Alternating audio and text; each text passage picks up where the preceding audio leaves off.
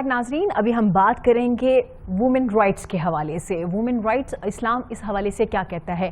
اسلام جس نے 1400 سال پہلے ہی خواتین کو ان کے رائٹس کے حوالے سے بتا دیا. پہلے جب عرب میں اسلام نہیں تھا، اس سے پہلے جب عرب کا جو صورتحال تھی وہ آپ تمام لوگوں کو بخوبی اندازہ ہے کہ کس طرح سے ایک عورت کو ٹریٹ کیا جاتا تھا. نہ تو اس کو عزت دی جاتی تھی، نہ عزت کی نگاہ سے دیکھا جاتا تھا. یوز کر کے پھینک دینے والی چیز کے طور پہ استعمال کیا جاتا تھا. اور نبی کریم صلی اللہ علیہ وسلم نے جس طرح سے ایک عورت کو مقام دیا، جس طرح سے عزت دلوائی، اور جس طرح سے اسلام نے واضح طور پہ وومنس کے رائٹس کے حوالے سے بات کی، یقیناً آج ہم اس حوالے سے بھی بات کریں گے کہ آج ہی عورت جب کہتی ہے کہ مجھے رائٹس نہیں مل رہے، اس کی کیا وجہ ہے. حقوق تو پہلے بتا دیے گئے، اس کا مطلب ہے کہ امپلیمنٹیشن نہیں ہے ہماری سوسائٹی میں. ہماری رائٹس ہیں کیا؟ پہلے تو رائٹس ہے کیا، اس حوالے سے بات کریں گے. خواتین کی ایجوکیشن کے حوالے سے، ان کی ہیلتھ کے حوالے سے، شادی میں ان کی رضامندی شامل کرنے کے حوالے سے. ہمارے ہاں اگر یہ 2-3 چیزیں ہو جائیں تو میرا خیال ہے معاشرے میں بہت جلد بہتری آ سکتی ہے.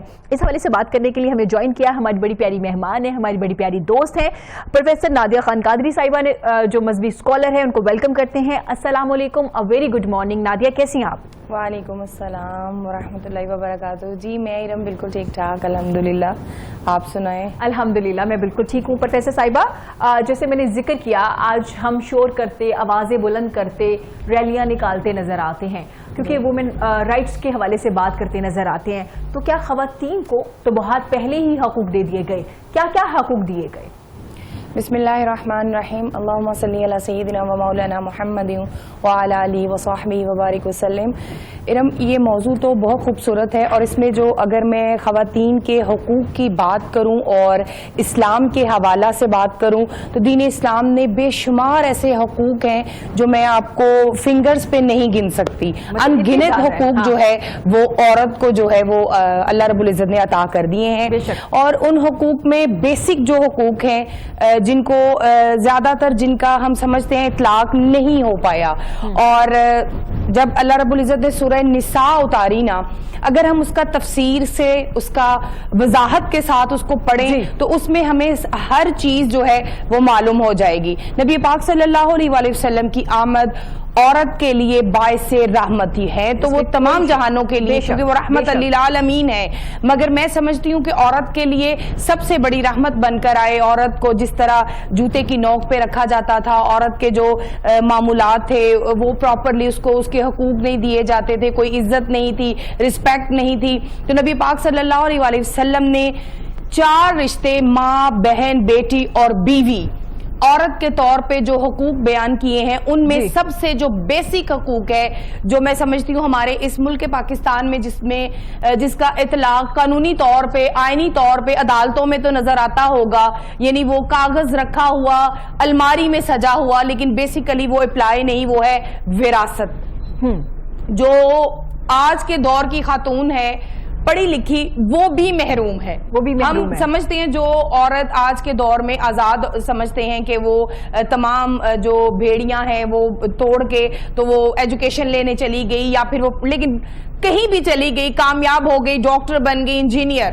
مگر یہ جو بیسک اس کا حق ہے وراثت، اس کو ختم ہی کر دیا. اس کو مختلف طریقوں سے جو ہے وہ لوگ جو ہے ان کے اپنے ہی گھروں کے جو رشتہ دار ہیں، بہن بھائی ہیں یا ماں باپ ہیں، وہ سارے بڑے اچھے طریقے سے اور پتہ بھی نہیں چلتا اور سلب کر جاتے ہیں. بالکل. دوسرا بنیادی حقوق جو ہے عورت جب دنیا میں آتی ہے، میں ایک چھوٹا سی بات کہوں گی کہ اللہ رب العزت فرماتا ہے کہ میں تمہیں رحمت عطا کر رہا ہوں بیٹی کی صورت میں.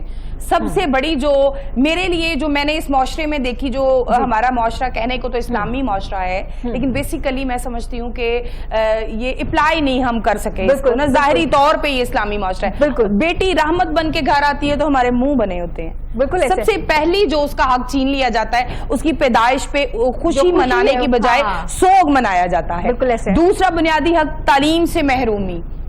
59% خواتین اس ملک میں ایک فگر کے مطابق اس بنیادی جو بیسک ایجوکیشن ہے، جو آپ سمجھ لیں کہ پہلی جماعت سے 10ویں جماعت تک، جس کو ہم بیسک، ویسے تو ہم بی اے جو ہے اس کو بیسک کہتے ہیں، لیکن اس میں 10th کلاس تک، یعنی پہلی سے لے کے آپ اگر اس کا فگر کم کرتے جائیں 5ویں تک آئیں تو یہ بڑھتا ہوا 80% پہ جا کے رکتا ہے.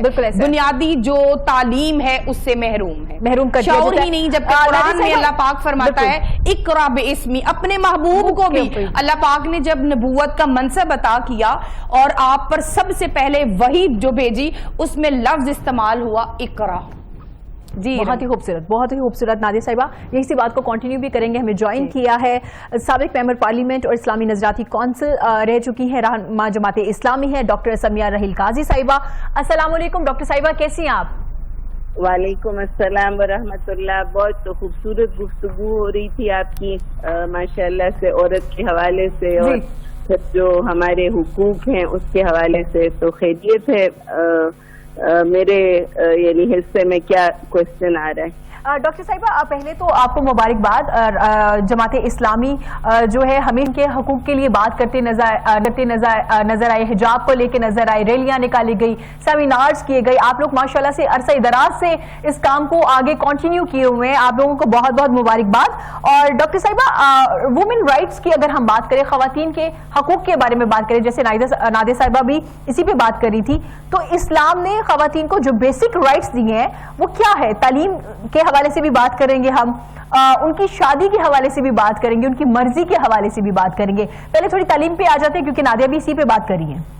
جی دیکھیں، جب حضور نبی کریم صلی اللہ علیہ وسلم اس دنیا میں آئے تو ایک عرب شاعر بڑی طنزیہ اس نے ایک نظم لکھی اور اس کا ایک شعر تھا کہ جب سے محمد آئے ہیں اس دنیا میں عورت ہی عورت ہونے لگی ہے. انہوں نے عورت کو زندگی کا حق دیا، انہوں نے عورت کو سر اٹھا کر جینے کا حق دیا، اور سب سے پہلی جو مسلمان خاتون تھیں وہ ایک خاتون کے حصے میں اسلام قبول کرنے کی سعادت آئی، بی بی خدیجہ رضی اللہ تعالیٰ عنہ کے. اللہ کی راہ میں سب سے پہلی جان جو قربان کی وہ بھی ایک خاتون نے ہی کی، حضرت سمیہ رضی اللہ تعالیٰ عنہ نے. اور خود حضور نبی کریم صلی اللہ علیہ وسلم کی زندگی میں عورت کا اتنا ڈومیننٹ اور اتنا ڈائنامک رول ہے کہ حیرت ہوتی ہے. ان کے والد ان کی پیدائش سے پہلے ہی فوت ہو گئے تھے، والدہ ہی کا ذکر ملتا ہے. ان کی رضائی والد بھی تھے لیکن ہمیں بی بی حلیمہ سعدیہ کا ذکر ہی ملتا ہے. ان کی ازواج مطہرات، انہوں نے دنیا کے اوپر احسان کیا جو پوری 1/3 دین ہم تک بی بی عائشہ رضی اللہ تعالیٰ عنہ کے توسط سے پہنچا. حضور نبی کریم صلی اللہ علیہ وسلم کی نسل ایک عورت، ایک بیٹی سے چلی، ورنہ تو لوگ کہتے ہیں بیٹوں سے نسل چلتی ہے، لیکن بی بی فاطمہ رضی اللہ تعالیٰ عنہ سے ان کی نسل بھی چلی. پھر ان کی نواسی حضرت زینب رضی اللہ تعالیٰ عنہ، ان کی وجہ سے واقع کربلا آج تک ہمیں تاریخ میں زندہ و جاوید ملتا ہے، اس لیے کہ باقی مرد تو سارے چلے گئے تھے لیکن ایک عورت نے ہی اس واقع کربلا کو رہتی دنیا تک تاریخ میں امر کر دیا. تو ہمیں عورت کا اس وقت بھی بڑا ڈومیننٹ اور ڈائنامک رول ملتا ہے. پھر جو تعلیم ہے، تعلیم کا آپ نے ذکر کیا تو طلب العلم فریضۃ علی کل مسلم و مسلمۃ، کہ تعلیم جو ہے وہ ہر مسلمان کے اوپر اس کا حاصل کرنا فرض قرار دیا ہے، وہ چاہے مرد ہو چاہے عورت ہو، اس میں کوئی تخصیص نہیں ہے. پھر آپ دیکھیں کہ جتنے بھی حقوق ہیں اور مسلمان عورت کو اتنے زیادہ حقوق ملے. آپ نے رائے کی آزادی کا حق وہ کیا تو بی بی خدیجہ رضی اللہ تعالیٰ عنہ نے خود حضور نبی کریم صلی اللہ علیہ وسلم کو اپنے لیے پسند کیا اور منتخب کیا. تو یہ رائے کی آزادی تھی. پھر وہ اتنی بڑی بزنس وومن تھی کہ ان کے قافلے اس وقت شام اور یمن میں جایا کرتے تھے. اور اتنی امپاورڈ خاتون تھی، اتنا زیادہ انہوں نے پھر یہ جو خاندان کے ادارے کے استحکام میں جو خاتون نے رول ادا کیا. پھر ہم میں سے کچھ لوگ کہیں گے جی وہ تو حضور نبی کریم صلی اللہ علیہ وسلم کا زمانہ تھا اور عورت کو بڑے حقوق حاصل تھے، لیکن وہ ایسے ہی روایت شکن ماحول انہوں نے پیدا کیا کہ جو عورت زندہ گاڑی جاتی تھی، جس کا کوئی پرسان حال نہیں تھا، اس کو حضور نبی کریم صلی اللہ علیہ وسلم نے ایک تخت پر بٹھا دیا اور اس کو اتنا زیادہ اس کو امپاورڈ کیا. ہم آج بھی اپنے معاشرے میں دیکھتے ہیں کہ جو لوگ بھی یعنی مہذب ہیں، جو لوگ بھی جن کو اسلام کا صحیح علم ہے، تو ان کے گھروں میں عورتوں کو بہت زیادہ حقوق حاصل ہے. بن مانگے ان کو وہ سارے حقوق مل جاتے ہیں جو اللہ نے بھی دیے ہیں، جو معاشرے میں نے بھی دیے ہیں، اگرچہ ہمارے معاشرے میں وہ حقوق نہیں مل رہے. بالکل. عورت کو رائے کی آزادی کا بھی حق نہیں ہے، عورت کو تعلیم کا بھی حق نہیں ہے. بہت سارے علاقے ایسے ہیں جہاں پر عورت آج بھی اگر اس کا بچہ پیدا ہو تو وہ مر جاتی ہے اس میں. تو ہمیں سب کو مل جل کر یہ جو انٹرنیشنل ویمنز ویک ہے ہمارا، یہ مارچ میں شروع ہوتا ہے. جماعت اسلامی صاحب نے جیسے ذکر کیا، ہم 70 سال سے اس ملک میں عورت کے حقوق کے لیے جدوجہد کر رہے ہیں. کچھ لوگ جو ہیں وہ اس کو کہتے ہیں کہ شاید یہ کوئی ابھی کا فینومینا ہے. میں خود 2000 سے 2000 میں بیجنگ +5 کانفرنس میں جب گئی تو ہمارا حلقہ خواتین کا پورا وقت تھا. ڈاکٹر کوثر فردوس کی قیادت میں ہم لوگ گئے اور ہم نے وہاں پر مارچ بھی کیا. ہمارے ایک سلوگن ہے strong families build strong societies, کہ مضبوط جو خاندان ہوتے ہیں ان سے مضبوط قومیں بنتی ہیں، اور مضبوط عورت ہی مستحکم خاندان کی علامت ہے. ہمارا جو اس دفعہ کبھی سلوگن ہے حلقہ خواتین جماعت اسلامی کا کہ معاشرے میں جب عورت محفوظ ہوگی، عورت کو تحفظ ملے گا، تو خاندان کا ادارہ بھی مستحکم ہوگا اور پھر اسی کے ساتھ معاشرہ بھی مستحکم ہوگا اور ایک مضبوط قوم جو ہے وہ دنیا میں ابھرے گی. ایک مضبوط قوم کے لیے مضبوط عورت ہونا بہت زیادہ ضروری ہے اور اس کے لیے ہم سب کو مل جل کر کام کرنا ہے. بالکل، ہم سب کو مل جل کے کام کرنا ہوگا. پروفیسر صاحبہ بھی اسٹوڈیو میں موجود ہے. پروفیسر صاحبہ، آپ نے بڑا اہم پوائنٹ ہے جس کو ہائی لائٹ کیا ہے، وراثت میں حق. کوئی پڑھے لکھے ہیں، ان پڑھ ہیں، جب بیٹی یا بہن کے حق کی بات آتی ہے تو ہماری کوشش ہوتی ہے یا تو ہم اس کو جبرن چپ کروا دیا جائے یا پھر ایموشنلی اتنا کر دیا جائے کہ تمہارا میکے کا گھر ہے، بھائی ہیں، تم پاگل ہو، اپنی بہنوں سے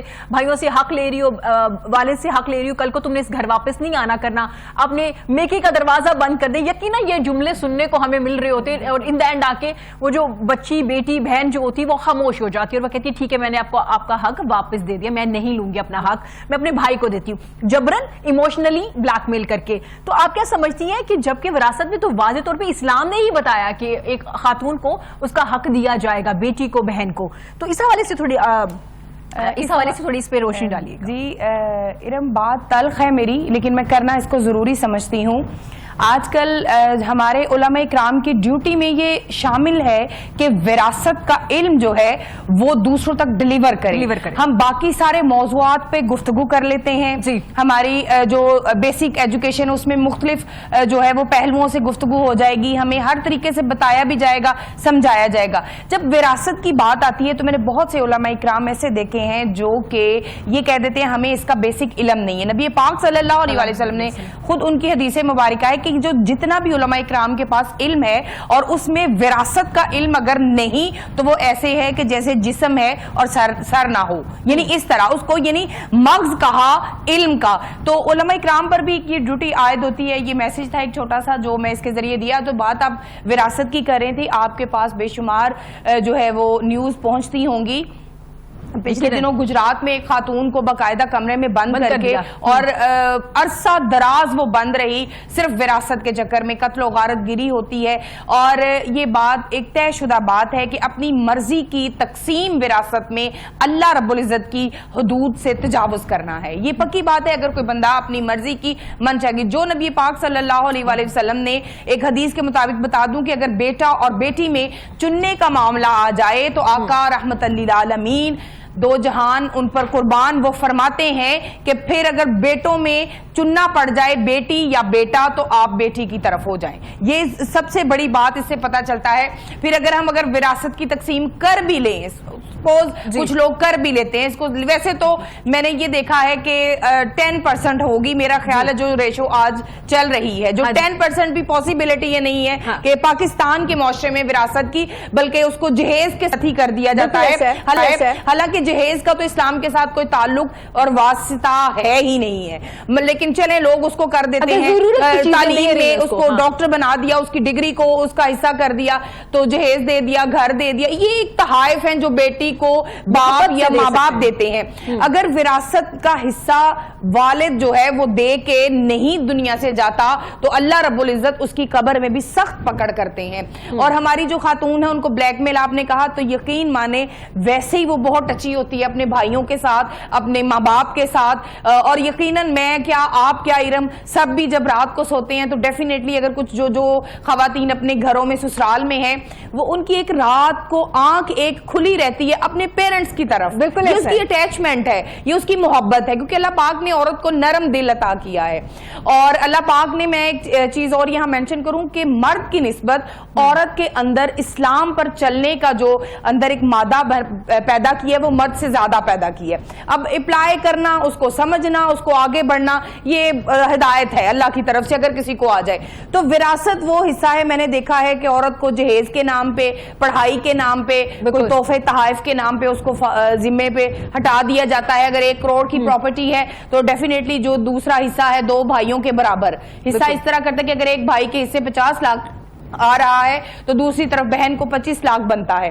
تو اس طرح کی ایک پراپرٹی جو ہے وہ کون دیتا ہے 25 لاکھ نہیں دیتے, بلکہ اکثر پیرنٹس یہ کہہ دیتے ہیں میں تمہارا باپ نہیں ہوں, میں وہ تمہارا بھائی نہیں ہے, وہ تمہارے بھتیجے نہیں ہیں, یعنی اس طرح. بلکہ میں نے خود اپنی آنکھوں سے, چونکہ میرے فادر جو ہیں وہ لائر ہیں, میں نے دیکھا ایسے ایسے لوگ, بوڑھی عورتیں, بزرگ گھروں میں, بعض لوگ, بعض علاقہ جات ایسے ہیں جہاں وراثت کی بانٹ نہ کرنا, وراثت کو تقسیم نہیں کرنا, بلکہ قرآن کے ساتھ اس کا نکاح کر دیا جاتا ہے. یہ اس طرح کے حالات ہمارا جو ہے نا اس کا سامنا موجود ہے.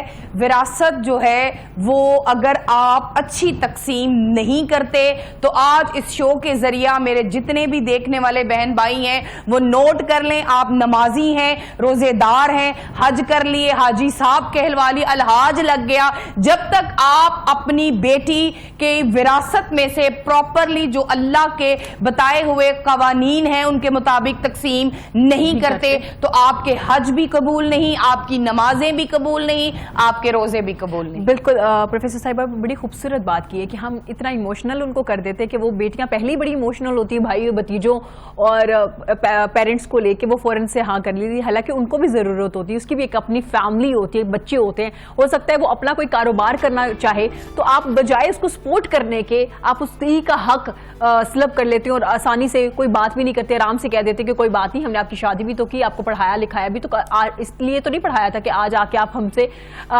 پراپرٹی میں حصہ مانگے. ناظرین یہاں وقت ہوا چھوٹی سے بریک کے بعد واپس آ کے مزید اس حوالے سے بات کریں گے. پروفیسر صاحبہ بھی ہمارے ساتھ موجود ہے, ڈاکٹر صاحبہ بھی ہمارے ساتھ موجود ہے. چھوٹی سی بریک کے بعد واپس آتے ہیں.